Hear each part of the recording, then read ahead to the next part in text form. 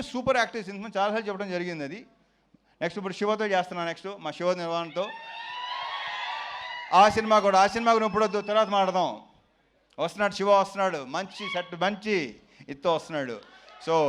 So నేను వీళ్ళతో స్పాట్లో కానీ ఇంప్రొవైజేషన్స్ కానీ డైలాగ్స్ కానీ బేసిక్ వీళ్ళు రైటర్స్ వీళ్ళే కాబట్టి అన్నీ అంత బాగుంటాయి, అంత రిఫ్లెక్ట్ అవుతాయి.